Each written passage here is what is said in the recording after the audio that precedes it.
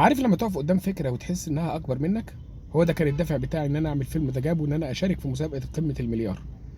صحيت في يوم لقيت احمد صاحبي، احمد تاج، الشكر ليه طبعا انه عمل الموضوع ده، بعت لي اعلان المسابقه. كانت المسابقه لسه معلنين عنها ولسه ما كانش فيه اي شروط نزلت. انا ما استنيتش، اخدت الموضوع وجريت بيه على محمد اخويا. قلت له انا المسابقه دي انا عايز اخش فيها باي شكل، بس انا ما فيش في دماغي اي فكره اشتغل عليها. قال لي الفكره جاهزه زي ما بقول، خد اهي. قال لي على الفكره، شرحها لي في نص ساعه. انا بدات افجول، انا شخص لما بسمع حاجه احب اشوفها قدام عيني. انت تحكي وانا بس بتفرج عليها. عجبني الفيجوال، عجبني اللي انا تخيلته. قلت له يلا بينا. قعدنا شهر وقت اعلان المسابقه قبل ما يطلعوا الشروط، تقريبا كان يمكن 15 ديسمبر، 15 سبتمبر. قعدنا نشتغل على الفكره ونطور فيها لحد ما يوم 23 تقريبا سبتمبر اعلنوا عن الشروط. كنت انا خلاص عملت يعتبر جزء كبير من الفكره. قلت له لا، طب ما احنا عايزين نخلي الفكره تبقى مطابقه للشروط، تعالى نعدل في الفكره. قعدنا نشتغل على تطوير الفكره لحد ما بقت تمام. 15/10 ابدا اطلع صور واطلع شخصيات واكون شكل الشخصيات، ومين هنا ومين هنا ومين هيعمل ايه وشكله عامل ازاي وليه وعشان هو مين. يمكن انا ما شرحتش عشان اعتبرت ان ده فيلم قصير، فما شرحتش اي خلفيات للشخصيات، ولكن انا تخيلت خلفيات الشخصيات قبل ما اعمل شكلهم وقبل ما احطهم جوه السكريبت. وبدات اشتغل اطلع ملامحهم واطلع الاكسبريشنز بتاعتهم، بيتضايقوا ازاي بيضحكوا ازاي، حتى لو ما كانش هيعمل في الفيلم انه يضحك او انه يتضايق. عملت كل الاكسبريشنز بتاعته اللي انت تتخيلها واللي ما تتخيلهاش، عشان يبقى عندي ريفرنس لاي حاجه ممكن تحصل.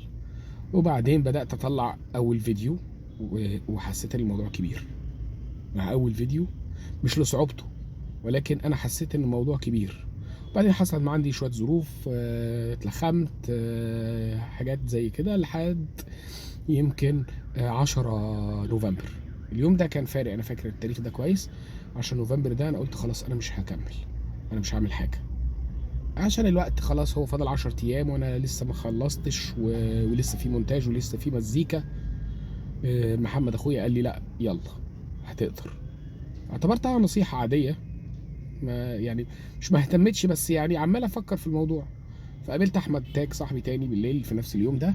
قلت له انا بفكر ان انا ما اكملش، ومحمد بيقول لي لا كمل وهتلحق. قال لي طب وريني سابني من كل الكلام ده كله، قال لي وريني الفريمات اللي انت طلعتها، الصور. فرجته الصور. قال لي بذمتك الصور اللي انت طلعتها دي مش حرام تضيع؟ انت عامل مشاهد وكادرات حلوه، حرام. معرفش ليه خدت الكلام وعلى كلام محمد رحت اليوم ده بدات اشتغل على الفيديوهات بسرعه. كان فاضل لي كام فريم، كام صوره ما اتعملوش، عملتهم. وجودت على حاجات ما كانتش عجباني في الفريمات، عملتها وبدات اشتغل في الفيديوهات.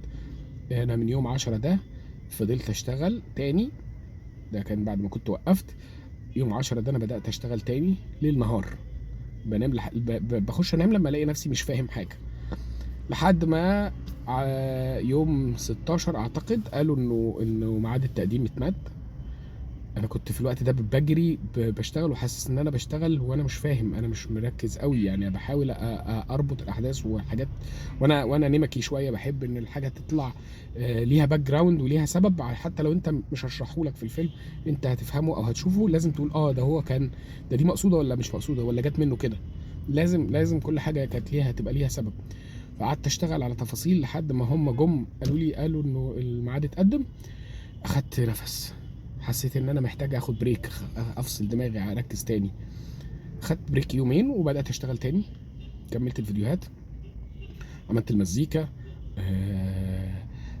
عملت المونتاج. بدات اشوف الفيجن الكبيره بقى، خلاص بدا الفيلم يتجمع قدامي. ويمكن انا قدمت يوم 3 ديسمبر، ولكن انا مخلص الفيلم يمكن من 1 ديسمبر. بس لما لقيت فيه وقت قبل يوم 5، طب ما هو ايه المشكله اما اعيد على المشاهد اللي مش عجباني؟ كان في تحريك مش عاجبني. ومع زنقه الوقت كنت بقول مش مشكله، شغال يعني ايه، ما فيهوش مشاكل، ولكن مش ده اللي انا عايزه، مش ده الحركه الكاميرا اللي انا عايزها، مش دي حركه الممثل اللي انا عايزها، مش ده الرياكشن اللي انا عايزه. بقيت اعيد، قعدت اعيد اليومين التانيين دول، واقطع مزيكا تاني واغير كلام تاني وغيرت الرساله اللي بتاعت الفيلم، صيغه الرساله بتاعت الفيلم في اخر الفيلم تاني، غيرتها تاني، غيرتها مرتين ولا حاجه، لحد ما حسيت ان هو ده خلاص انا تمام كده. وعملت الفيلم ورفعته يوم 3 ديسمبر الصبح، وهتشوفوه ان شاء الله يوم 14 ديسمبر على يوتيوب الساعه 7 مساء بتوقيت مصر. هتشوفوه، هتلاقوا حاجه جديده، هتلاقوا حاجه تخليكم تقولوا ايه ده؟ ايه ده؟ ايه الطعابة والحلاوة دي؟ اقسم بالله